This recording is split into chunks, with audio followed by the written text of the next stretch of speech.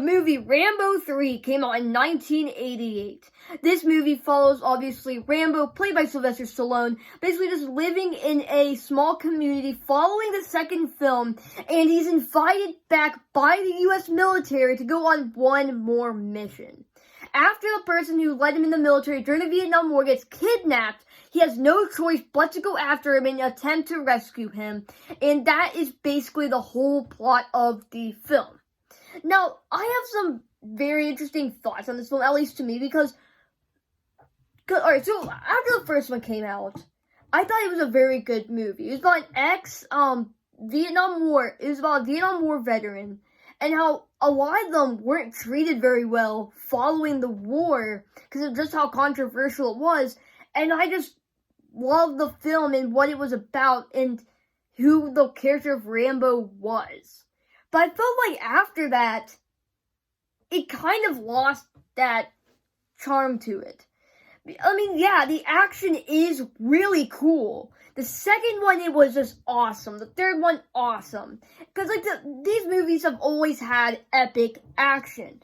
But still, I don't think they should have made any more after the first one. Just because they told the story they wanted to tell about an ex-Vietnam War soldier who, after the war, was not treated very well and ended up taking out his anger on all these police officers in the woods. That is such a cool idea. But then they do all these different things with the Rambo character that just, to me at least, do not give the character the same kind of flair it had in that first film. Just because of what they managed to do with them in that first one that was so clever, especially at the time, was really important. But still, just this movie, if you haven't seen any of the other ones, you're basically not gonna miss anything because, I mean, it's just an action movie. I mean, it's just a really good action movie. If you just take it as that and you don't compare it to the second one or the first one or any of the ones after that, this is a really good action movie, actually.